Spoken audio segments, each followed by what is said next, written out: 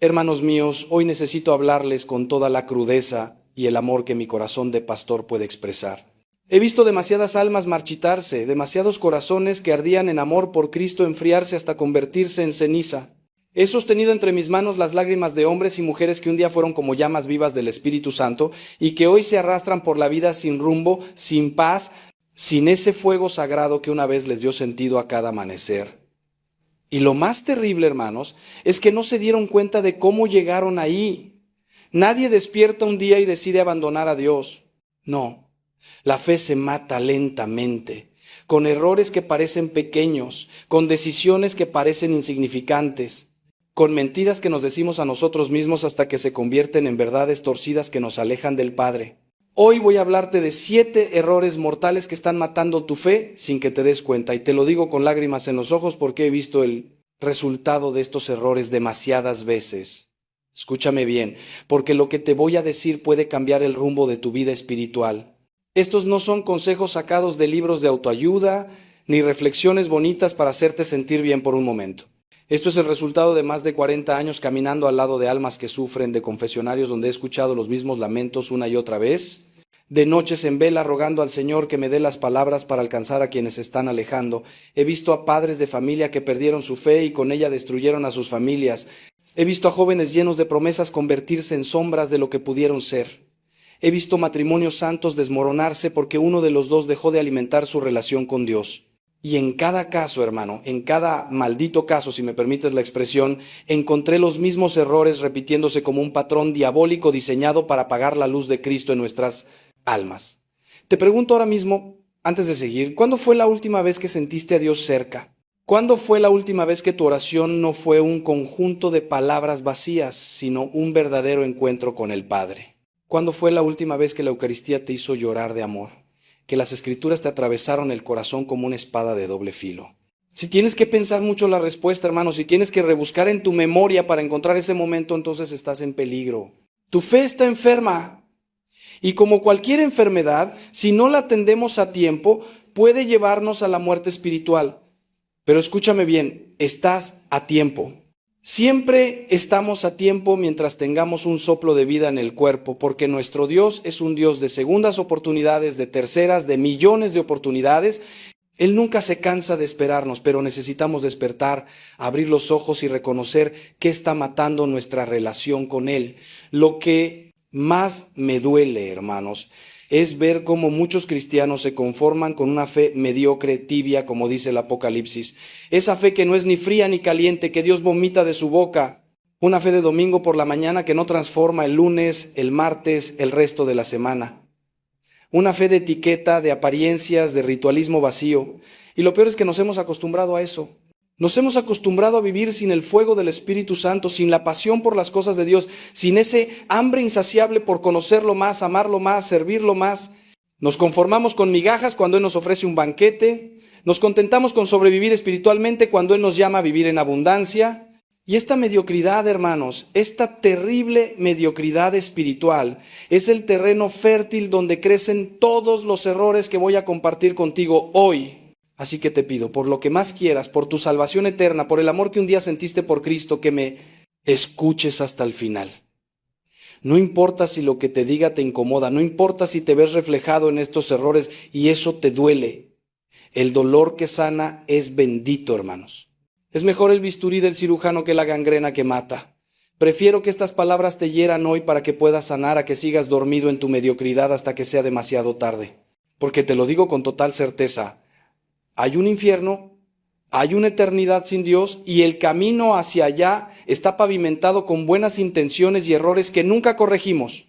Pero también te digo con la misma certeza, hay un cielo, hay una eternidad de gozo indescriptible junto al Padre y el camino hacia allá comienza hoy, ahora, con la decisión de arrancar de raíz todo lo que está matando tu fe. El primer error que está devastando la fe de millones de católicos es la oración superficial, esa oración de labios que nunca llega al corazón. Hermanos, hemos convertido uno de los privilegios más grandes que tenemos, los hijos de Dios, en una rutina mecánica, en un deber que cumplimos a medias, sin alma, sin vida. Recitamos Padre Nuestros como loros que repiten sonidos sin comprenderlos. Murmuramos Ave Marías mientras nuestra mente vaga por las preocupaciones del día, por lo que vamos a cocinar, por el problema en el trabajo, por el dinero que falta. Y luego nos preguntamos por qué no sentimos a Dios cerca, por qué los cielos parecen de bronce, por qué nuestras oraciones rebotan contra el techo sin llegar a ninguna parte.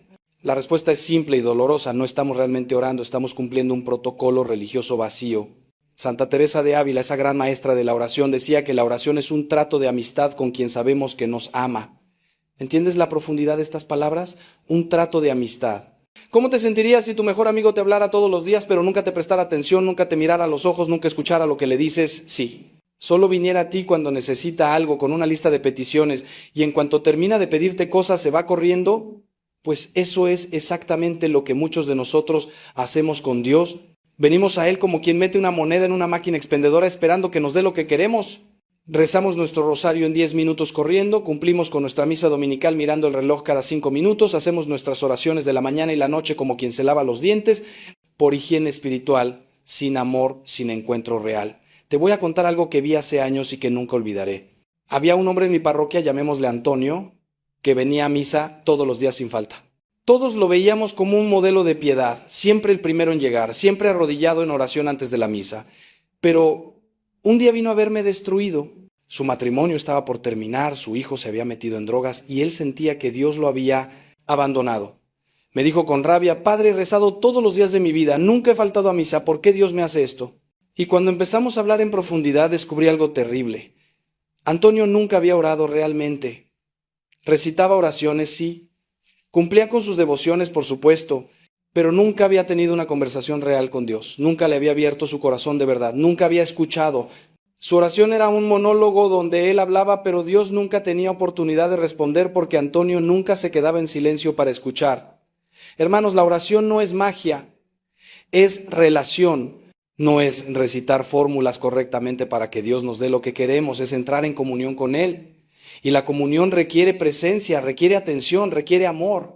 Cuando oras, realmente estás ahí, presente, consciente de que estás ante el Creador del universo que te ama con locura, o tu cuerpo está arrodillado pero tu mente está en 1000 lugares distintos.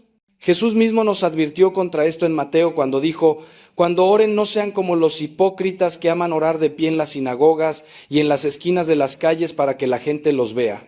Y cuando oren, no hagan como los paganos que repiten palabras sin sentido pensando que por mucho hablar serán escuchados. ¿Ves?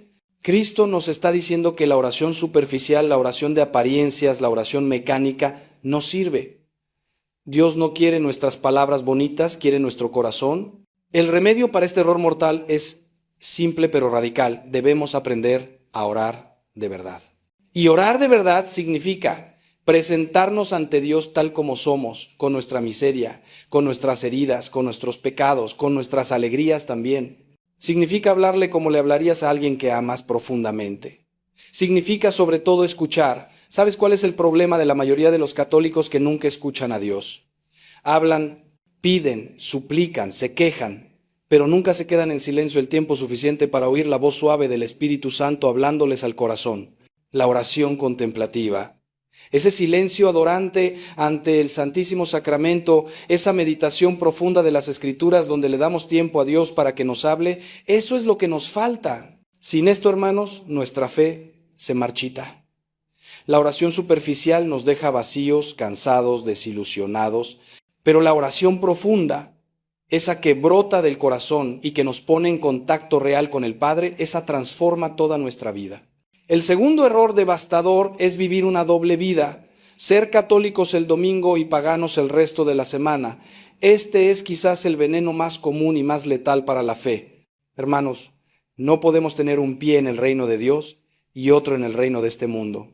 No podemos comulgar el domingo y vivir en pecado mortal el lunes. No podemos proclamar que Cristo es nuestro Señor y luego vivir como si nunca hubiéramos oído hablar de Él. Jesús fue clarísimo en esto cuando dijo: nadie puede servir a 2 señores porque odiará a uno y amará al otro, o se dedicará a uno y despreciará al otro.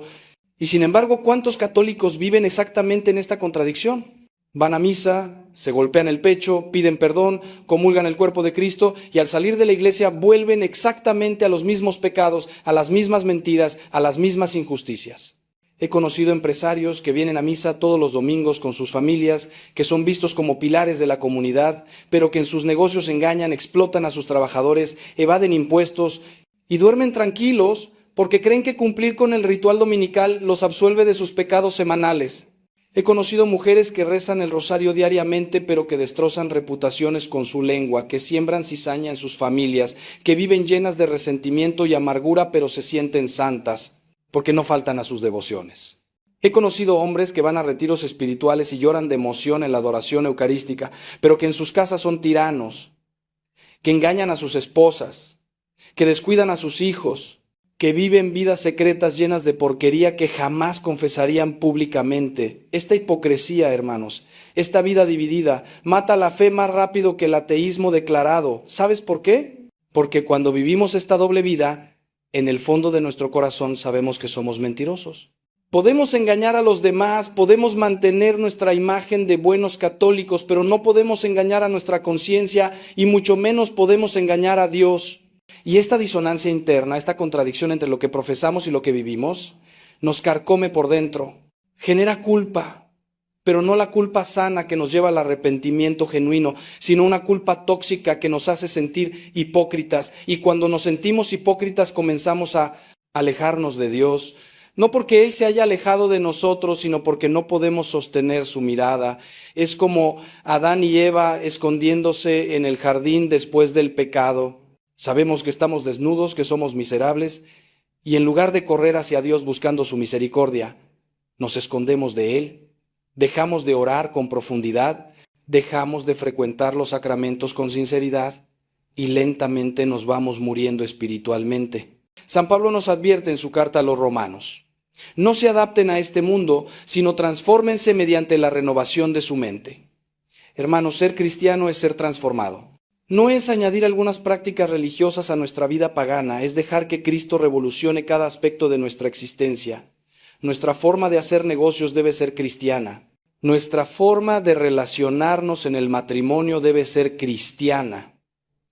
Nuestra forma de usar internet, de hablar de los demás, de gastar nuestro dinero, de tratar a quienes nos sirven, todo debe estar impregnado del Evangelio.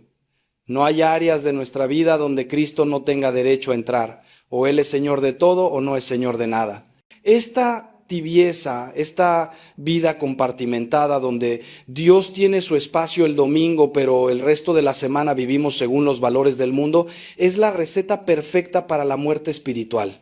El camino de salida de este error requiere una honestidad brutal con nosotros mismos. Necesitamos hacer un examen de conciencia profundo y preguntarnos: ¿realmente vivo lo que creo? ¿Hay coherencia entre mi fe y mi vida?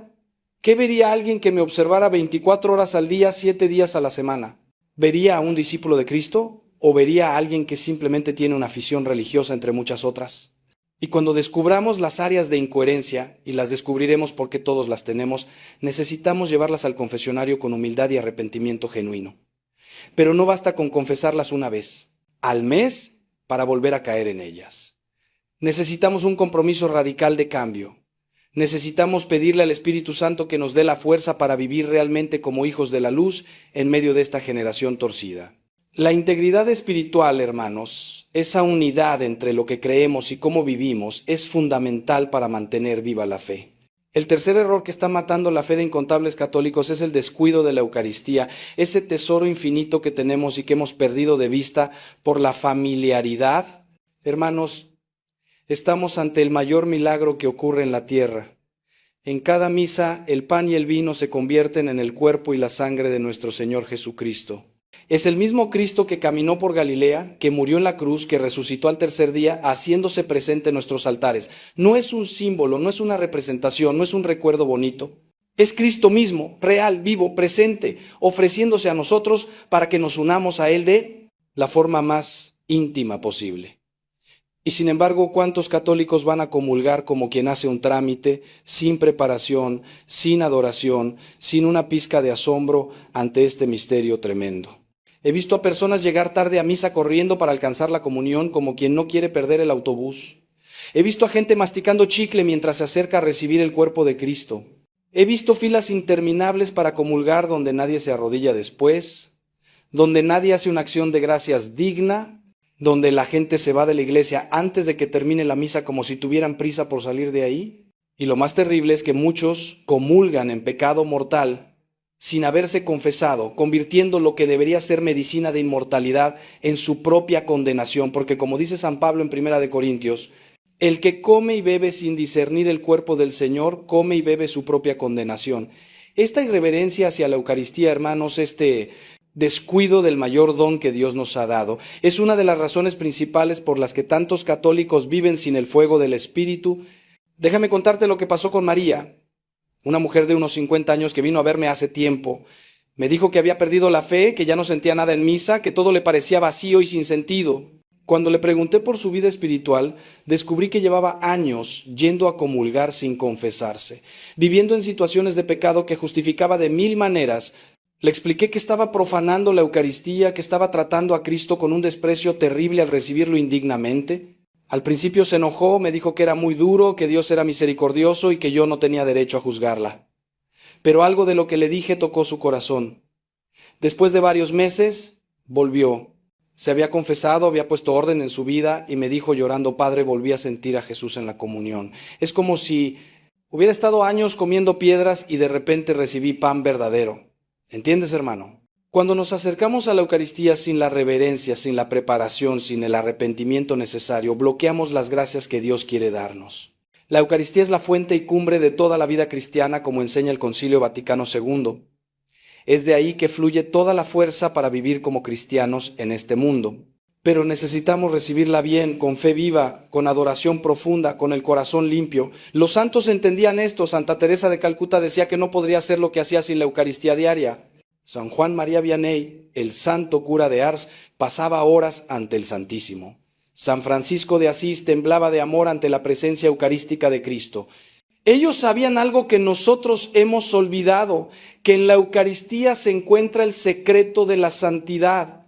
Si tu fe está muriendo, si sientes que Dios está lejos, si has perdido el fervor que una vez tuviste, te digo con toda claridad, vuelve a la Eucaristía, pero vuelve bien. Prepárate antes de ir a misa. Lee las lecturas del día. Llega temprano para recogerte en oración. Durante la consagración, arrodíllate no solo con el cuerpo, sino con el alma entera en adoración. Antes de comulgar, asegúrate de estar en gracia de Dios. Confiésate si es necesario. Y después de recibir a Cristo, no salgas corriendo. Quédate ahí, en silencio, dándole gracias, hablándole, dejando que Él te hable. Si puedes, visita el Santísimo durante la semana. Aunque sea 15 minutos ante el sagrario, pueden transformar tu vida. La Eucaristía, hermanos, es el antídoto contra la tibieza espiritual. Es imposible acercarse a Cristo en la Eucaristía con fe y amor genuinos y permanecer tibio. El fuego divino que arde en ese sacramento nos consume y nos transforma si nos abrimos a Él. Ahora, antes de continuar, necesito que te hagas una pregunta profunda. De estos 3 errores que hemos visto hasta ahora, ¿cuál está más presente en tu vida? ¿Es la oración superficial, la doble vida o el descuido de la Eucaristía? Porque te puedo asegurar algo.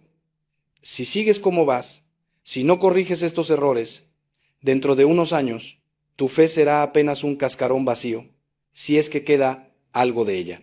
Pero hay esperanza, hermano, siempre hay esperanza si actuamos ahora. El 4.º error que devasta la fe de millones es la falta de vida comunitaria, el intento de vivir el cristianismo en solitario. Hermanos, nadie se salva solo. Esta es una verdad fundamental que el individualismo moderno nos ha hecho olvidar. El cristianismo no es una religión de místicos solitarios que buscan a Dios cada uno por su cuenta. Cristo no llamó a individuos aislados, llamó a una comunidad, estableció una iglesia, un cuerpo del cual Él es la cabeza y nosotros los miembros. Y sin embargo, ¿cuántos católicos viven su fe completamente desconectados de la comunidad eclesial? Van a misa el domingo, cumplen con su obligación, y el resto de la semana viven como si fueran cristianos autónomos que no necesitan a nadie más. Este aislamiento espiritual es mortal para la fe. Déjame explicarte por qué. Cuando vivimos nuestra fe en soledad, sin el apoyo, la corrección, el ánimo y el ejemplo de otros cristianos, somos presas fáciles para el enemigo. Somos como brasas sacadas del fuego. Una brasa en medio de muchas otras se mantiene encendida, arde con fuerza. Pero si sacas una brasa del fuego y la dejas sola, En poco tiempo se apaga, se enfría, se vuelve ceniza inútil. Así pasa con el cristiano que se aísla. Por más fervor que tengas, por más buenas intenciones que albergues, si no te rodeas de hermanos en la fe que te desafíen, que te animen, que oren contigo, que te sostengan en los momentos de crisis, eventualmente te enfriarás. El libro de Eclesiastés lo dice bellamente: más valen dos que uno porque obtienen mejor fruto de su trabajo. Si uno cae, el otro lo levanta. Pero ay del que cae y no tiene quien lo levante. He visto este patrón repetirse incontables veces.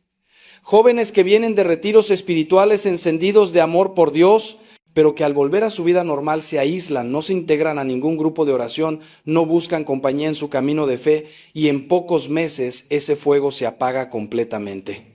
Matrimonios que atraviesan crisis terribles porque no tienen otros matrimonios cristianos con quienes compartir, de quienes aprender, que los sostengan con su oración y ejemplo. Personas que enfrentan tentaciones fuertes pero que por vergüenza o por orgullo no buscan ayuda en su comunidad parroquial y terminan cayendo una y otra vez en los mismos pecados. El aislamiento nos hace vulnerables, nos debilita, nos expone a las mentiras del demonio que nos susurra que somos los únicos que luchamos con esto, que nadie nos entendería, que estamos solos. Pero hay algo aún más profundo que quiero que entiendas. La vida comunitaria no es solo un apoyo práctico para mantener la fe, es parte esencial de lo que significa ser cristiano. En Primera de Juan leemos: si alguien dice yo amo a Dios pero odia a su hermano, es un mentiroso. Pues el que no ama a su hermano a quien ve, no puede amar a Dios a quien no ve. ¿Entiendes esto? No puedes tener una relación auténtica con Dios si no tienes relaciones auténticas con tus hermanos en la fe. El amor a Dios y el amor al prójimo son inseparables. Y no me refiero al amor abstracto por la humanidad, me refiero al amor concreto por personas reales, con sus defectos, sus manías, sus pecados. En la comunidad parroquial, en los grupos de oración, en el servicio a los pobres junto a otros cristianos, es donde aprendemos a amar como Cristo ama, donde nuestro egoísmo es confrontado, donde crecemos en santidad. La solución a este error es simple, pero requiere humildad. Necesitas involucrarte en la vida de tu parroquia, unirte a un grupo de oración, buscar hermanos en la fe con quienes caminar. Sí, es incómodo. Sí, tendrás que lidiar con personas imperfectas, con horarios que no te convienen, con dinámicas que a veces te irritarán. Pero eso es parte del crecimiento. La comunidad cristiana no es un club de personas perfectas que se reúnen porque son todas maravillosas. Es un hospital de pecadores que se sostienen unos a otros en el camino hacia la santidad. Necesitas hermanos que oren por ti cuando tú no tienes fuerzas para orar. Necesitas hermanos que te digan la verdad con amor cuando estás desviándote del camino. Necesitas hermanos con quienes compartir tus alegrías y tus penas, tus victorias y tus derrotas. Necesitas ser parte del cuerpo de Cristo no solo en teoría sino en práctica. Sin esto, hermano, tu fe no sobrevivirá a las tormentas que vendrán. El quinto error mortal es la ignorancia de la fe, vivir como católicos sin conocer realmente lo que la Iglesia enseña. Hermanos, este es un problema gravísimo en nuestros tiempos. Tenemos millones de católicos bautizados que no saben prácticamente nada de su fe, no han leído la Biblia completa, ni siquiera los evangelios, no conocen el catecismo, no entienden la doctrina básica de la Iglesia. Su formación religiosa se detuvo en la primera comunión o la confirmación y desde entonces viven con una fe infantil que no puede sostenerlos cuando enfrentan las dudas, las tentaciones y los desafíos intelectuales del mundo moderno. Es como enviar a un niño de 10 años a pelear en una guerra. No tiene las armas, no tiene el entrenamiento, no tiene la madurez necesaria. El resultado es predecible. Será vencido. Vivimos en una época de confusión tremenda, ideas contrarias al Evangelio nos bombardean constantemente desde los medios, desde la cultura, desde las redes sociales. El relativismo moral nos dice que no hay verdades absolutas, que cada quien tiene su verdad.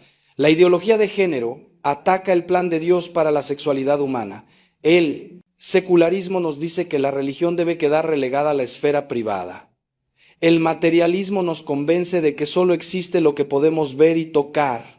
Y frente a todo esto, ¿cómo puede defenderse un católico que no conoce su fe? ¿Cómo puede responder a las objeciones si nunca se ha tomado el tiempo de estudiar por qué la Iglesia enseña lo que enseña? No puede. Y lo que pasa entonces es que poco a poco comienza a dudar, a relativizar, a pensar que quizás la Iglesia está equivocada, que sus enseñanzas son obsoletas, que necesita actualizarse. He visto a padres de familia católicos incapaces de responder las preguntas de sus hijos adolescentes sobre la fe. He visto universitarios católicos que abandonan la iglesia en su primer año de carrera porque un profesor ateo les presentó objeciones que nunca habían considerado y para las cuales no tenían respuestas. He visto adultos católicos que después de años de ir a misa dominical se van a sectas protestantes, porque allí al menos les enseñan la Biblia. La ignorancia nos hace vulnerables a cualquier viento de doctrina, a cualquier maestro carismático que venga con ideas novedosas pero contrarias a la verdad. San Pablo le advirtió a Timoteo sobre esto: vendrá un tiempo en que no soportarán la sana doctrina, sino que teniendo comezón de oír, se amontonarán maestros conforme a sus propias pasiones, y apartarán sus oídos de la verdad. Pero aquí viene lo que muchos no quieren oír. La ignorancia religiosa no es accidental, es culpable. Hermano, si tienes tiempo para ver series en Netflix, para scrollear en redes sociales, para leer periódicos o novelas, pero no tienes tiempo para formarte en tu fe, el problema no es falta de tiempo, es falta de prioridades. Dios nos ha dado 2000 años de sabiduría acumulada en la iglesia. Tenemos las escrituras, tenemos a los padres de la iglesia, tenemos a los grandes doctores como Santo Tomás de Aquino, San Agustín, Santa Teresa, tenemos el catecismo que explica claramente toda la doctrina católica, tenemos libros, podcasts, videos, recursos increíbles disponibles muchas veces de forma gratuita. No hay excusa para la ignorancia en nuestra generación. La única explicación es la pereza espiritual, la falta de hambre por conocer a Dios y sus caminos. Escúchame bien, si quieres que tu fe sobreviva, si quieres que sea robusta, adulta, capaz de resistir los ataques de este mundo, necesitas formarte. Lee la Biblia todos los días, no como un deber, sino con hambre de conocer a Cristo más. Estudia el catecismo de la Iglesia Católica, aunque sea un número cada día. Lee buenos libros católicos, escucha enseñanzas de sacerdotes y teólogos sólidos, asiste a charlas de formación en tu parroquia, pregunta cuando no entiendas algo. Busca respuestas a tus dudas en fuentes confiables de la iglesia, no en Google, donde cualquiera puede publicar cualquier disparate. El Señor nos dice en Oseas: mi pueblo fue destruido porque le faltó conocimiento. No dejes que eso te pase a ti. Una fe informada, una fe que sabe lo que cree y por qué lo cree, es una fe que puede enfrentar cualquier tormenta y salir fortalecida.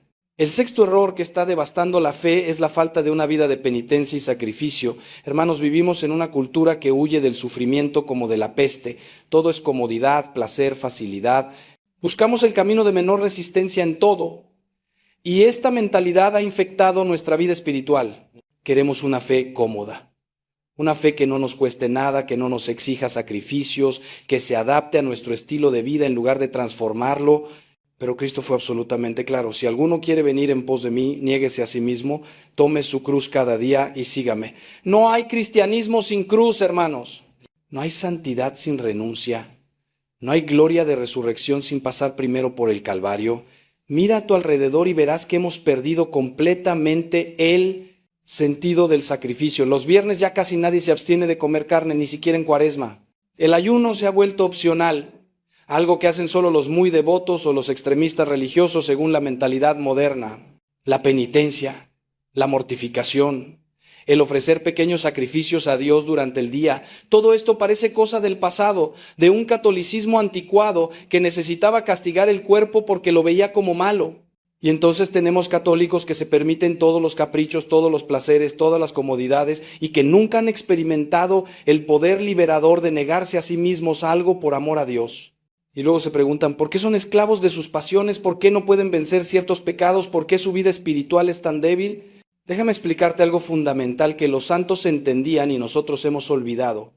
La penitencia y el sacrificio no son castigos, son entrenamiento espiritual. Cuando te niegas un capricho, cuando ayunas, cuando ofreces una pequeña incomodidad a Dios, estás ejercitando tu voluntad, estás entrenando tu alma para dominar tus impulsos, estás creciendo en libertad interior. Un hombre que nunca se niega a nada se convierte en esclavo de sus deseos. Pero un hombre que practica la mortificación, que dice no a su cuerpo cuando éste le pide cosas que no necesita, ese hombre se vuelve libre. Ya no es arrastrado por cada antojo, por cada tentación. Ha desarrollado músculo espiritual que le permite resistir, elegir el bien aunque sea difícil, perseverar cuando todo en él quiere rendirse. Además hay un misterio profundo aquí que San Pablo explica en Colosenses. Ahora me alegro de mis sufrimientos por ustedes y completo en mi carne lo que falta a las aflicciones de Cristo, por su cuerpo que es la iglesia. Nuestros sacrificios, cuando se unen al sacrificio de Cristo en la cruz, tienen un valor redentor inmenso. Podemos ofrecer nuestros ayunos, nuestras penitencias, nuestros sufrimientos por la conversión de pecadores, por las almas del purgatorio, por nuestros seres queridos. Esta es una de las enseñanzas más hermosas del catolicismo, que nada se desperdicia cuando se ofrece a Dios con amor. Ese dolor de cabeza que tienes, esa enfermedad que padeces, ese sacrificio que haces de levantarte temprano para orar aunque tu cuerpo quiera quedarse en la cama, todo eso adquiere un valor eterno cuando lo unes a la cruz de Cristo. Hermanos, si tu fe está muriendo, si te sientes débil espiritualmente, si caes una y otra vez en los mismos pecados, necesitas recuperar la práctica de la penitencia. Empieza poco a poco. Ayuna un día a la semana a pan y agua, o al menos sáltate una comida. Abstente de carne los viernes en honor a la pasión del Señor. Niégate pequeños gustos durante el día y ofrécelos a Dios, ese dulce que querías comer, esa serie que querías ver, ese tiempo extra en la cama. Practica la mortificación de la lengua. No quejas, no chismes, no palabras inútiles. Usa duchas de agua fría de vez en cuando. Estas cosas pueden parecer tonterías para el mundo, pero tienen un poder espiritual increíble. Fortalecen tu voluntad, purifican tu corazón y abren canales de gracia en tu vida. Los santos más grandes fueron maestros de la penitencia, no porque fueran masoquistas, sino porque sabían que esta es la medicina que cura el alma enferma de egoísmo y apego desordenado a las cosas de este mundo. El séptimo y último error que está matando la fe de tantos católicos es vivir sin misión, sin un sentido de propósito apostólico. Hermanos, hemos reducido el cristianismo a algo que hacemos para nuestro beneficio personal, para nuestra paz interior, para asegurarnos un lugar en el cielo, pero ese no es el cristianismo que Cristo fundó. Él no nos llamó simplemente a ser salvados, nos llamó a ser salvadores con Él. No nos llamó a sentarnos cómodamente en la iglesia esperando que llegue la muerte, nos llamó a ir por todo el mundo predicando el Evangelio.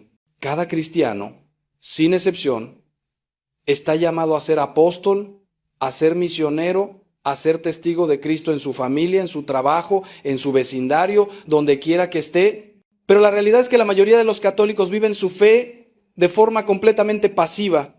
Van a misa, cumplen con sus devociones privadas y ahí termina todo. Nunca han compartido su fe con nadie. Nunca han invitado a alguien a conocer a Cristo.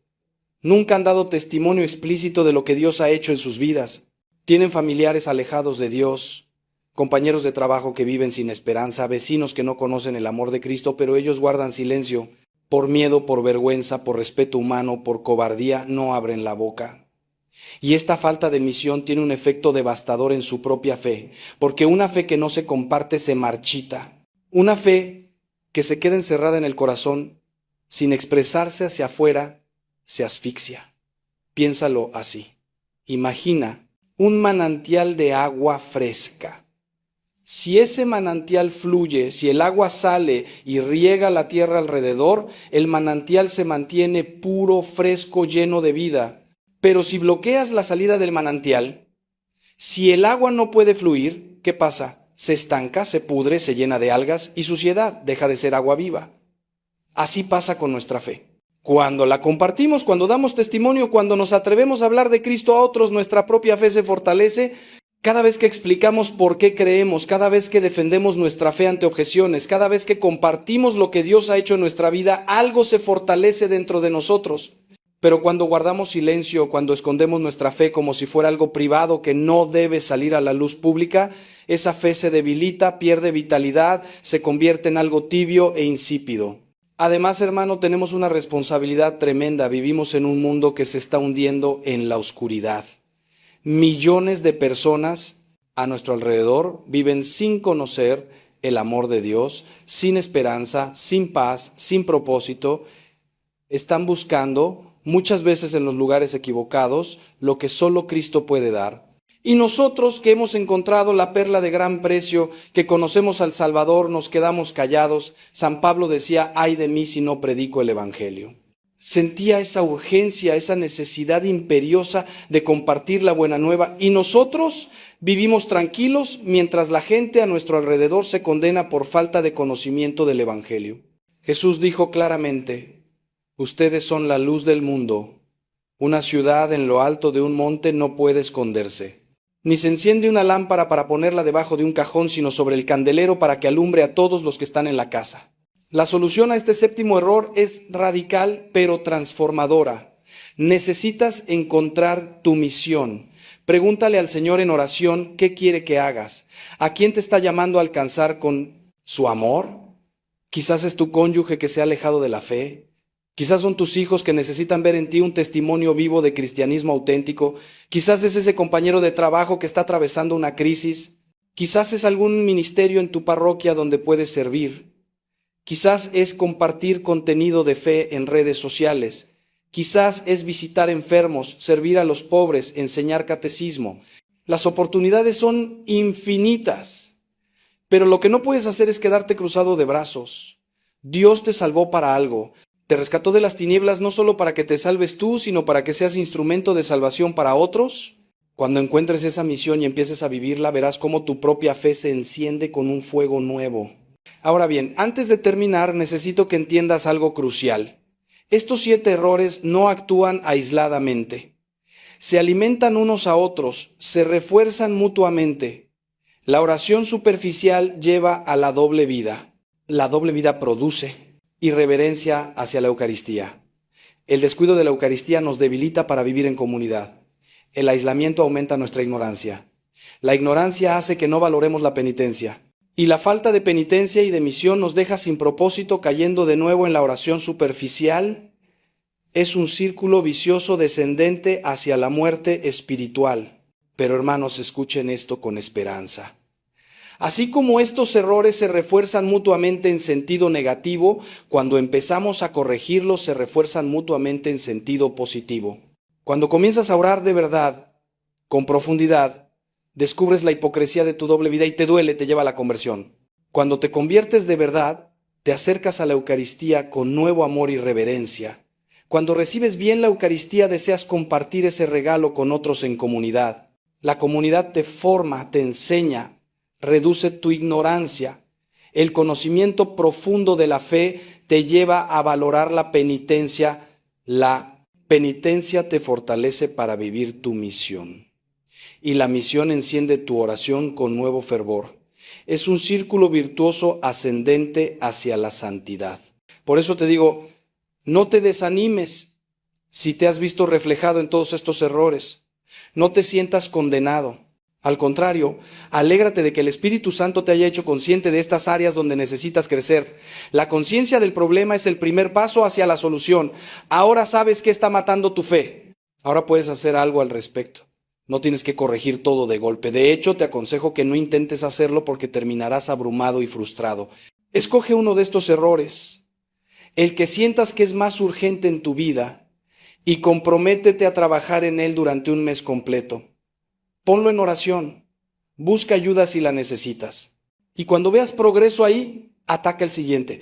Te prometo algo, hermano, si tomas en serio esto que te he compartido hoy, si realmente te comprometes a arrancar de raíz estos errores de tu vida, dentro de un año serás una persona completamente diferente espiritualmente. Tu fe no solo habrá sobrevivido, habrá florecido. Habrás pasado de ser un cristiano tibio y mediocre a ser un discípulo apasionado de Cristo, y ese cambio no solo te beneficiará a ti, transformará a todos los que te rodean. Porque una persona encendida de amor por Dios es como un fuego que enciende otros fuegos, que ilumina las tinieblas, que calienta a los que están cerca. Hermanos míos queridos, llegamos al final de esta reflexión que me ha salido del corazón con lágrimas. He visto demasiado dolor, demasiadas vidas arruinadas, demasiadas almas perdidas porque no prestaron atención a tiempo a estos errores que las estaban matando espiritualmente. No quiero que tú seas una estadística más. No quiero que dentro de unos años mires atrás y te arrepientas de no haber actuado cuando todavía podías. El tiempo de la misericordia es ahora. Dios te está hablando hoy a través de estas palabras. No endurezcas tu corazón. No te digas a ti mismo que ya lo harás mañana, porque mañana puede ser demasiado tarde. Quiero que ahora mismo, antes de irte, hagas una pausa. Cierra los ojos si estás en un lugar donde puedes hacerlo. Lleva tu mano al pecho y siente tu corazón latiendo. Mientras late, mientras respiras, mientras vives, hay esperanza. Dios no ha terminado contigo. Él está dispuesto a restaurar tu fe, a reavivar ese fuego que se estaba apagando, a darte una nueva oportunidad. Pero necesitas dar el primer paso. Necesitas reconocer humildemente que has fallado, que has cometido estos errores, que necesitas su gracia para cambiar. Háblale ahora con tus propias palabras desde lo más profundo de tu ser. Dile que lo sientes, dile que quieres volver a Él con todo tu corazón. Y ahora te voy a pedir algo concreto. No dejes que este mensaje se quede solo en ti. Si estas palabras han tocado tu corazón, si algo de lo que te he dicho te ha movido, comparte este contenido con alguien que lo necesite. Todos conocemos a alguien cuya fe está en peligro, que está alejándose de Dios, que está cometiendo estos mismos errores. Envíale este video, este mensaje. Puede ser el instrumento que Dios use para salvarlo. No sabes cuántas veces he escuchado testimonios de personas que me dicen: Padre, yo estaba a punto de dejar la iglesia, pero alguien me compartió uno de sus mensajes y eso cambió todo. Tú puedes ser ese alguien para otra persona. También te pido que te suscribas a este canal si aún no lo has hecho. Necesitamos crear una comunidad de católicos comprometidos que se apoyen mutuamente, que compartan contenido de formación, que se fortalezcan juntos en la fe. Cada semana subo contenido diseñado precisamente para ayudarte a crecer espiritualmente, para evitar estos errores, para profundizar tu relación con Cristo. No dejes pasar esta oportunidad de formar parte de esta familia espiritual que estamos construyendo. Aquí, activa las notificaciones para que no te pierdas ningún mensaje nuevo que el Señor me inspire a compartir con ustedes. Antes de que te vayas, necesito compartir contigo algo más que el Espíritu Santo ha puesto en mi corazón, porque siento que hay alguien escuchando esto que necesita oír estas palabras específicas que vienen ahora. Tal vez eres tú, tal vez no. Pero si lo eres, sabrás que Dios te está hablando directamente en este momento. Quiero hablarte sobre algo que raramente se menciona en nuestras iglesias, pero que es absolutamente crucial para tu transformación: la importancia de entender las temporadas espirituales. Verás, tu caminar con Dios no es una línea recta ascendente de victoria en victoria. Es más parecido a las estaciones del año, con primaveras de crecimiento abundante, veranos de cosecha y gozo, otoños de despojamiento necesario, e inviernos donde parece que nada está creciendo, pero debajo de la superficie las raíces se están haciendo más profundas. Muchas personas abandonan su proceso de transformación precisamente en el invierno espiritual. Llegan esos días, a veces semanas o meses, donde no sienten nada, donde Dios parece silencioso, donde la oración se siente vacía, donde los sacramentos parecen haber perdido su poder, y concluyen erróneamente: Dios me ha abandonado, esto no está funcionando, no hay esperanza para mí. Pero eso no es verdad. Lo que están experimentando es lo que San Juan de la Cruz llamó la noche oscura del alma. Es una etapa absolutamente normal e incluso necesaria en el crecimiento espiritual. Es cuando Dios te está llevando a un nivel más profundo de fe, que ya no depende de sentimientos, sino de decisión pura. Es cuando estás aprendiendo a caminar por fe y no por vista, como dice la Escritura. Déjame explicarte esto con una analogía que me ha ayudado muchísimo. Cuando un agricultor planta una semilla, ¿qué sucede inmediatamente después? Nada visible. La semilla queda enterrada en la oscuridad, rodeada de tierra. Si la semilla tuviera conciencia, podría pensar: me he equivocado, esto no va a funcionar, estoy atrapada en la oscuridad. Pero el agricultor sabe algo que la semilla no sabe: que en esa oscuridad, en ese aparente estado de muerte, está ocurriendo un proceso vital. La semilla se está rompiendo, se está abriendo, está enviando raíces hacia abajo antes de poder enviar un brote hacia arriba, y eventualmente en el momento perfecto brota la planta. De la misma manera, cuando tú sientes que estás en la oscuridad, cuando parece que nada está sucediendo en tu transformación, confía en que Dios, el agricultor divino, sabe exactamente qué está haciendo. Hay un proceso invisible pero real ocurriendo en las profundidades de tu ser. Por eso es tan importante la perseverancia. La Escritura está llena de promesas sobre la perseverancia. El que persevere hasta el fin, ese será salvo, dice Jesús. Corramos con perseverancia la carrera que tenemos por delante. Nos exhorta el autor de Hebreos: el que comenzó en ustedes la buena obra, la perfeccionará hasta el día de Cristo Jesús, nos asegura Pablo. Nota que todas estas promesas tienen un elemento de tiempo, de proceso, de continuidad. No son promesas de resultados instantáneos. Son promesas de que si te mantienes en el camino, si no te rindes, si sigues cooperando con la gracia de Dios día tras día, llegarás al destino. Pero necesitas perseverar, especialmente cuando no ves resultados inmediatos. Esa es precisamente la definición de fe: la certeza de lo que se espera, la convicción de lo que no se ve. Ahora, déjame hablarte de algo que es extremadamente práctico y que puede marcar una diferencia enorme en tu proceso: la importancia de celebrar las pequeñas victorias. Vivimos en una cultura de todo o nada, donde si no eres completamente exitoso consideras que eres un completo fracaso, pero esa mentalidad es tóxica y antinatural. El crecimiento real ocurre en incrementos pequeños, un día a la vez, una decisión correcta a la vez, una tentación resistida a la vez. Y necesitas reconocer y celebrar cada una de esas pequeñas victorias. Resististe una tentación hoy que ayer no hubieras resistido, eso es una victoria. Celébrala, da gracias a Dios por ella. ¿Duraste una semana sin caer cuando antes no durabas ni 3 días? Eso es progreso real. Reconócelo. El problema es que muchas veces estamos tan enfocados en cuánto nos falta por recorrer que no vemos cuánto ya hemos avanzado. Es como escalar una montaña mirando solo hacia la cima y nunca volteando hacia atrás para ver cuánto has subido. Te desanimas porque la cima todavía está lejos sin darte cuenta de que ya no estás donde empezaste. Entonces, haz esto. Lleva un diario espiritual. No tiene que ser elaborado. Puede ser tan simple como unas líneas cada día donde anotas una victoria de hoy, una lucha de hoy, una cosa por la que estoy agradecido, una forma en que vi a Dios obrando. Y luego cada semana o cada mes vuelve a leer lo que has escrito. Te sorprenderás al ver el progreso que has hecho.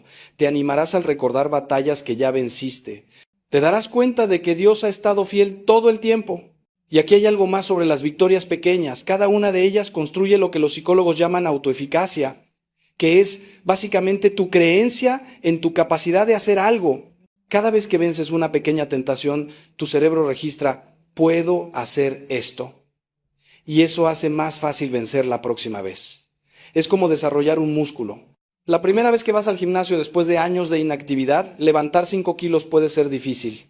Pero si sigues entrenando consistentemente, eventualmente esos 5 kilos se sienten ligeros y puedes levantar mucho más.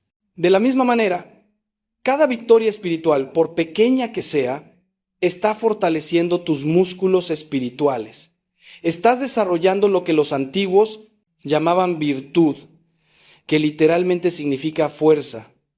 Las virtudes son fortalezas de carácter que se desarrollan con práctica repetida. Hablemos ahora de algo que puede ser controversial, pero que necesita ser dicho. A veces tu debilidad está conectada con heridas no sanadas de tu pasado que requieren sanación interior. No puedes simplemente decidir dejar de ser ansioso si sufriste abuso en tu infancia. No puedes simplemente orar más fuerte para superar una adicción si la raíz de esa adicción es un trauma sin procesar. Dios quiere sanarte integralmente, espíritu, alma y cuerpo. Y a veces eso requiere que hagas el trabajo difícil de enfrentar tu pasado, de sanar tus memorias heridas, de perdonar profundamente a quienes te lastimaron e incluso de buscar ayuda profesional, cristiana, para procesar cosas que son demasiado complejas para manejar solo con oración. Hay un movimiento hermoso en la Iglesia Católica llamado sanación interior o sanación de memorias. Se basa en la verdad de que Jesús, que es el mismo ayer, hoy y siempre, puede entrar en tus memorias pasadas y traer sanación a esas heridas antiguas. No está cambiando lo que sucedió, eso ya es historia, pero está cambiando el efecto que esa historia tiene sobre tu presente. Está sanando las heridas emocionales, está rompiendo las mentiras que creíste sobre ti mismo a partir de esas experiencias. Está liberándote de los patrones de comportamiento que desarrollaste para sobrevivir, pero que ya no te sirven. He visto personas experimentar libertad profunda a través de este ministerio. Si nunca has explorado esto, te animo a que busques un retiro de sanación interior o un sacerdote entrenado en este ministerio, porque aquí está la verdad. Algunas de tus debilidades presentes son síntomas de heridas pasadas. Son como las luces de advertencia en el tablero de tu carro. No sirve de nada simplemente apagar la luz y pretender que todo está bien. Necesitas abrir el capó y ver qué está causando que la luz se encienda. Necesitas ir a la raíz del problema. Y sí, eso puede ser doloroso. Nadie quiere volver a visitar las memorias traumáticas. Nadie quiere revivir el dolor del abuso, del abandono, del rechazo, de la traición. Pero hay una diferencia enorme entre recordar algo solo y recordarlo con Jesús. Cuando invitas a Jesús a entrar en esa memoria, cuando le pides que te muestre dónde estaba Él cuando eso te sucedió, cuando permites que su amor toque esa parte herida de ti, algo se sana en un nivel profundo que ninguna cantidad de fuerza de voluntad puede lograr. Permíteme contarte una historia más que ilustra esto perfectamente. Conocí a un hombre, llamémosle Ricardo, que luchaba con ira explosiva. Podía estar perfectamente calmado y de repente algo trivial lo hacía explotar con una furia desproporcionada que dañaba sus relaciones. Vino a mí buscando ayuda.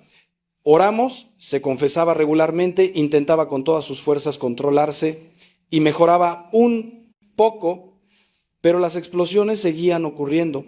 Un día, durante una sesión de oración de sanación interior, el Espíritu Santo le trajo a la memoria una escena de cuando tenía 7 años. Su padre alcohólico había llegado borracho a casa y había golpeado brutalmente a su madre mientras Ricardo, pequeño e indefenso, observaba aterrorizado escondiéndose detrás del sofá. En ese momento, siendo un niño, había hecho un voto inconsciente: nunca más seré indefenso, nunca más permitiré que alguien me haga sentir débil. Ese voto, hecho desde el trauma de un niño de 7 años, había gobernado su vida adulta. Cada vez que alguien o algo lo hacía sentir vulnerable, débil o fuera de control, su reacción era ira explosiva, porque subconscientemente estaba peleando contra ese niño aterrorizado que no pudo proteger a su madre. Cuando Ricardo entendió esto, cuando pudo ver a ese niño de 7 años con compasión en lugar de desprecio, cuando invitó a Jesús a entrar en esa memoria y recibió sanación para ese trauma, algo rompió. No fue mágico o instantáneo, todavía tuvo que trabajar en manejar su ira, pero la raíz había sido tocada. Las explosiones disminuyeron dramáticamente en frecuencia e intensidad, y con el tiempo desarrolló una capacidad de regulación emocional que nunca había tenido antes, porque la herida subyacente había sido sanada. ¿Tiene tu debilidad actual raíces en heridas pasadas? Pregúntaselo a Dios. Pídele al Espíritu Santo que te revele si hay memorias que necesitan ser sanadas, votos inconscientes que necesitan ser rotos, mentiras que creíste sobre ti mismo que necesitan ser reemplazadas con la verdad. Y si Él te muestra algo, no huyas de ello. Llévalo a la luz, busca ayuda para procesarlo. Permite que Jesús, el sanador divino, toque esas áreas profundas de tu ser que nadie más puede alcanzar. Esta puede ser la pieza que faltaba en tu proceso de transformación. Esta puede ser la razón por la que has estado peleando tan duro pero sin victoria completa. Ahora quiero llevarte a reflexionar sobre otro aspecto crucial de tu transformación: el papel de la batalla espiritual. Porque necesitas entender esto con claridad. No estás simplemente luchando contra malos hábitos o tendencias psicológicas. Estás en medio de una guerra espiritual real. Hay un enemigo personal, el diablo, que odia a Dios y por extensión te odia a ti porque eres imagen de Dios. Y él tiene un interés personal en mantenerte atado a tu debilidad. No porque tu debilidad específica le importe tanto, sino porque sabe que mientras estés atado no podrás cumplir tu propósito en el reino de Dios. No podrás ser sal y luz en el mundo. No podrás liberar a otros. Por eso pelea tan duro por mantenerte esclavizado. San Pedro nos advierte: sean sobrios y estén alerta. Su enemigo el diablo, como león rugiente, anda buscando a quien devorar. Resístanlo firmes en la fe. San Pablo nos dice: porque nuestra lucha no es contra sangre y carne, sino contra principados, contra potestades, contra los gobernadores de las tinieblas de este mundo, contra huestes espirituales de maldad en las regiones celestiales. Esto no es lenguaje metafórico, es descripción literal de una realidad espiritual. Hay fuerzas demoníacas reales que trabajan para destruirte, y necesitas tomar esto en serio sin caer en el extremo de ver demonios en cada esquina. Hay un equilibrio saludable. Reconocer la realidad de la guerra espiritual sin obsesionarte con ella. ¿Cómo peleas esta batalla espiritual? Primero, a través de la oración. No cualquier oración, sino oración de autoridad. Como hijo o hija de Dios, como alguien bautizado en Cristo, tienes autoridad espiritual para resistir al enemigo. Jesús nos dio esa autoridad cuando dijo: les he dado autoridad para pisar serpientes y escorpiones y sobre todo el poder del enemigo, y nada les hará daño. Entonces, cuando sientas un ataque espiritual, cuando sientas esa opresión pesada, esa tentación abrumadora, esa voz acusadora en tu mente, resiste en el nombre de Jesús. Di con autoridad: Satanás, en el nombre de Jesucristo, te ordeno que te vayas. No tienes autoridad sobre mí. Soy hijo, hija de Dios, comprado con la sangre de Cristo, sellado con el Espíritu Santo. Vete. Segundo, a través del uso de sacramentales: el agua bendita, el crucifijo, el rosario, la medalla de San Benito, el escapulario, la sal bendita. Estos no son amuletos mágicos, pero son signos sagrados que han sido bendecidos por la Iglesia y que tienen poder espiritual real cuando se usan con fe. Rocía agua bendita en tu casa regularmente. Ten un crucifijo visible en tu habitación. Lleva un rosario contigo. Estos son recordatorios visibles de tu fe y protecciones espirituales reales. El diablo no puede soportar lo sagrado. Huye ante el nombre de Jesús, ante la señal de la cruz, ante la intercesión de María. Tercero, a través del ayuno. Jesús mismo dijo sobre ciertos tipos de demonios. Esta clase no sale sino con oración y ayuno. El ayuno tiene un poder espiritual que pocas personas entienden hoy. Cuando ayunas, estás diciendo a tu carne, tú no mandas en mí, yo mando en ti con el poder del Espíritu. Estás desarrollando dominio propio, estás abriendo canales espirituales, estás afilando tu sensibilidad a las cosas de Dios. No tiene que ser un ayuno extremo. Puede ser tan simple como ayunar de una comida una vez a la semana o ayunar de algo que te gusta por un periodo determinado. Pero hazlo con intención espiritual, no solo como una dieta. Ofrece ese sacrificio por tu libertad, por tu transformación, por la derrota del enemigo en tu vida. Cuarto, a través de la confesión regular. El sacramento de la reconciliación no solo perdona tus pecados, también rompe el poder que esos pecados tienen sobre ti. Cada vez que confiesas, estás trayendo a la luz lo que estaba en oscuridad. Y el enemigo no puede operar en la luz, opera en secreto, en vergüenza, en silencio. Cuando verbalizas tu pecado ante un sacerdote, cuando lo sacas de las sombras, pierde su poder y recibes gracia fortalecedora para resistir en el futuro. Si no te has confesado regularmente, comienza ahora. Cada semana o cada 2 semanas presenta tus luchas ante el sacramento. Verás una diferencia notable. Y quinto, a través de la intercesión de los santos, especialmente de María.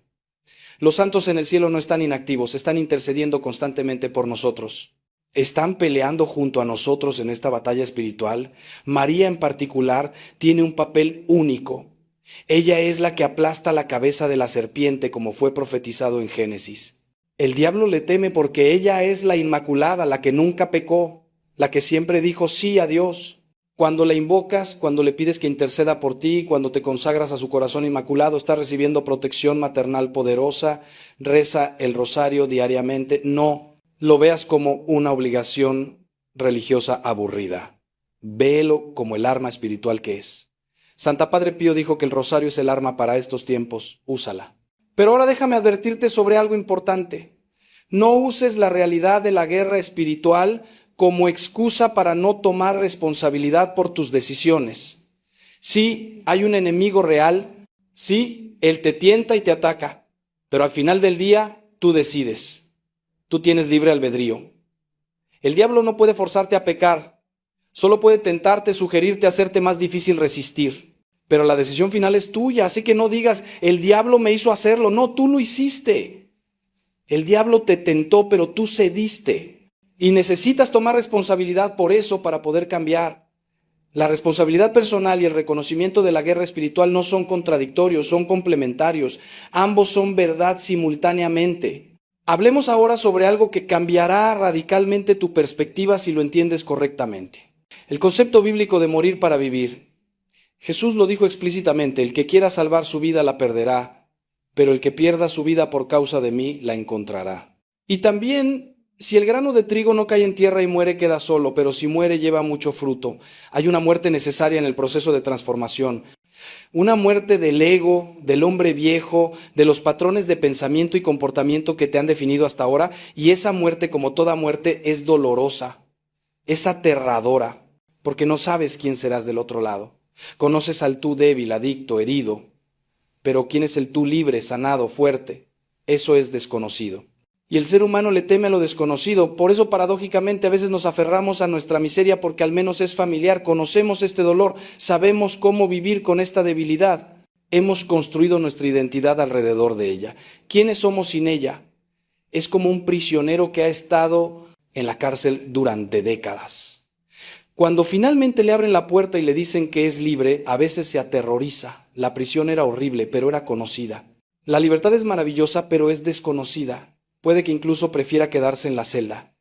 Esa es una imagen de lo que sucede espiritualmente con muchas personas. Se han identificado tanto con su debilidad que dejarla ir se siente como perder su identidad. Pero aquí está la verdad gloriosa. Cuando mueres a tu falsa identidad, cuando sueltas la imagen distorsionada de quién crees que eres, descubres tu verdadera identidad en Cristo. Descubres quién siempre fuiste destinado a ser. San Pablo lo expresa así: con Cristo estoy juntamente crucificado, ya no vivo yo, mas vive Cristo en mí. Es una declaración radical.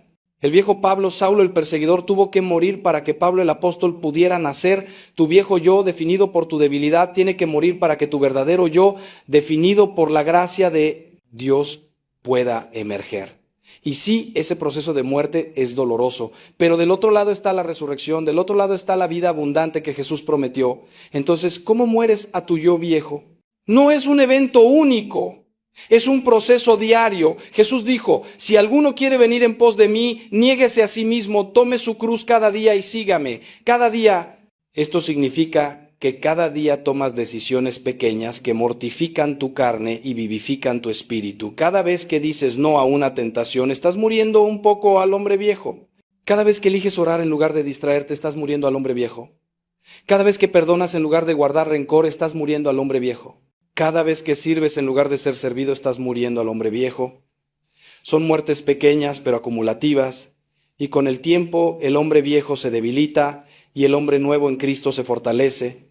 Los padres del desierto, esos santos antiguos que vivieron en el desierto de Egipto en los primeros siglos del cristianismo, entendían esto profundamente. Ellos hablaban de nepsis, que es vigilancia espiritual constante, estar alerta momento a momento sobre los movimientos de tu corazón. Observar cuando surge una pasión desordenada y cortarla de raíz antes de que crezca en acción pecaminosa.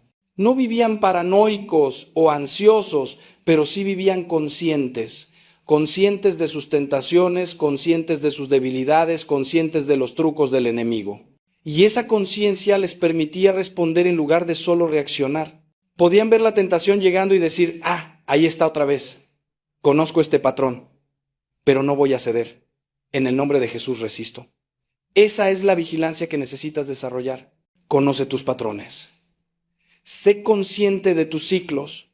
Si sabes que cada vez que estás estresado te refugias en tu adicción, entonces cuando llegue el estrés puedes estar alerta y preparado. Puedes tener un plan alternativo. Puedes llamar a tu compañero de rendición de cuentas. Puedes ir a la capilla. Puedes salir a correr. Puedes hacer algo, cualquier cosa que interrumpa el patrón automático, porque cuando estás operando en piloto automático es cuando la debilidad te vence.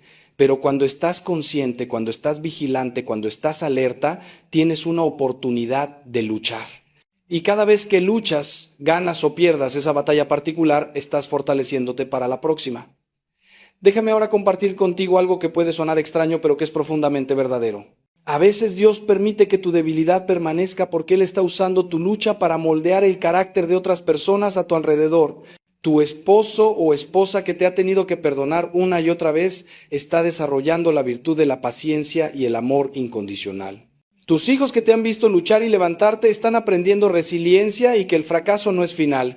Tu comunidad de fe que te ha sostenido en oración está experimentando el gozo de ver a Dios obrar milagros. Tu lucha no es solo sobre ti, es parte de un tapiz más grande que Dios está tejiendo, donde múltiples vidas están siendo formadas, no solo la tuya. Eso no hace tu lucha menos real o menos dolorosa, pero le da una dimensión adicional de significado.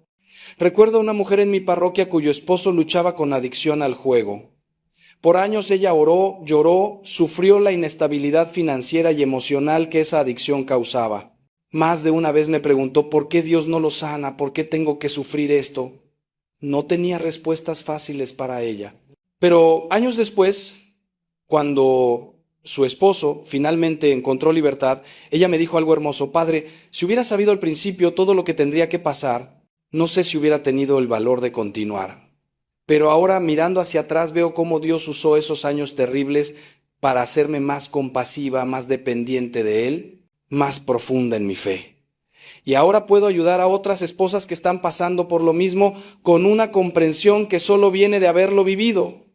Su sufrimiento no fue en vano. Dios lo redimió y lo usó para formar en ella una belleza espiritual que no hubiera sido posible sin ese fuego refinador. Finalmente, quiero dejarte con una visión de esperanza sobre tu futuro. Cierra tus ojos por un momento y visualiza esto conmigo. Te veo 5 años en el futuro. Ya no estás donde estás hoy. Has caminado este camino de transformación fielmente. Has caído, sí, pero te has levantado cada vez. Has llorado, pero has perseverado. Has dudado, pero has seguido creyendo. Y ahora, 5 años después, esa debilidad que hoy te define ya no tiene poder sobre ti. No porque hayas encontrado una solución mágica, sino porque has aprendido a vivir en la gracia de Dios día a día. Has desarrollado virtudes que no tenías antes. Tienes una relación con Dios que es profunda, íntima, real, porque fue forjada en el fuego de la lucha. Y ahora estás ayudando a otros que luchan con lo mismo que tú luchaste. Tu testimonio está dando esperanza. Tu victoria está inspirando a otros a creer que ellos también pueden vencer. Ese futuro no es fantasía, es completamente posible, pero requiere que tomes la decisión hoy, ahora mismo, de comenzar o continuar este camino de transformación. Requiere que creas que Dios puede hacer en ti lo que parece imposible. Requiere que cooperes con su gracia activamente, usando todos los medios que Él ha puesto a tu disposición. Requiere que seas paciente con el proceso, pero implacable en tu compromiso. Requiere que cuando caigas te levantes inmediatamente en lugar de quedarte caído. Requiere que rodees tu debilidad con gracia, gracia desde arriba a través de los sacramentos y la oración. Gracia desde el costado a través de la comunidad y la rendición de cuentas. Gracia desde adentro a través de la sanación interior y el trabajo personal. Cuando haces eso, la transformación es inevitable. Puede que no sea rápida, pero será real. Y cuando llegues a ese futuro transformado, cuando mires hacia atrás a estos días de lucha, no los verás con amargura, los verás con gratitud. Porque fueron estos días difíciles los que te enseñaron quién es realmente Dios. Fueron estas batallas las que te mostraron de qué estás hecho cuando estás lleno del Espíritu Santo. Fue este valle de sombra de muerte el que te enseñó que no tienes que temer mal alguno porque Él está contigo. Y entonces con lágrimas de gratitud podrás decir como Job después de su sufrimiento: de oídas te había oído, pero ahora mis ojos te ven. Conocerás a Dios de una manera que los que nunca han sufrido no pueden conocerlo. Y ese conocimiento, hermano mío, hermana mía, ese conocimiento íntimo del Dios que te salvó, te sanó, te transformó, ese conocimiento vale más que todo el oro del mundo. Que así sea. Amén.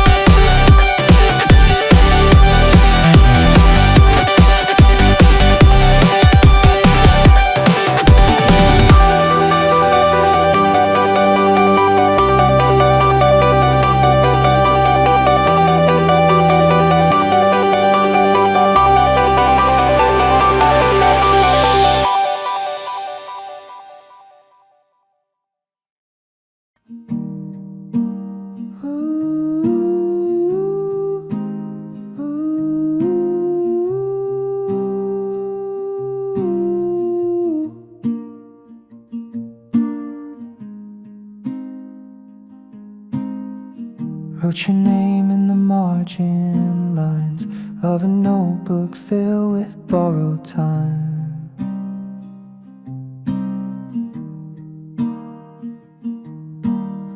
You left your scarf on the back of my chair, still smells like music and midnight air.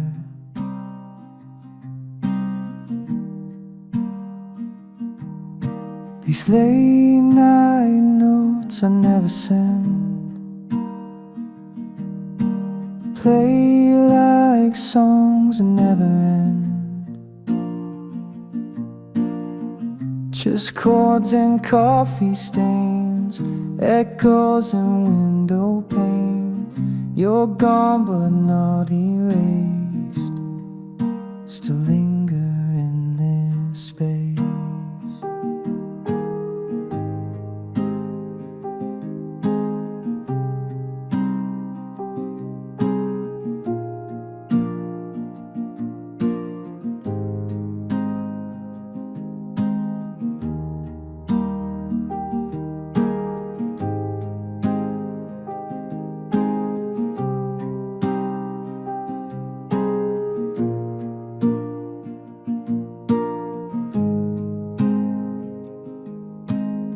Streetlight flickers through the blinds, your memory loops in quiet rhymes.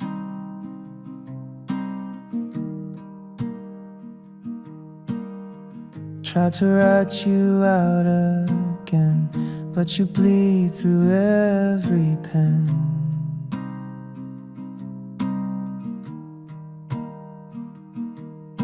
These late night notes I never send play like songs that never end. Just chords and coffee stains, echoes in window pane.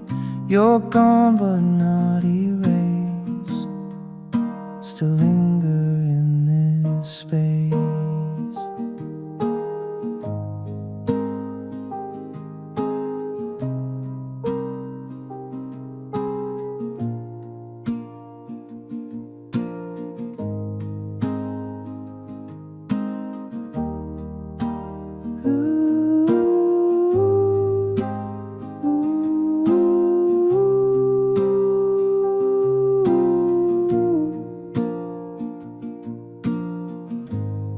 And I keep writing just in case.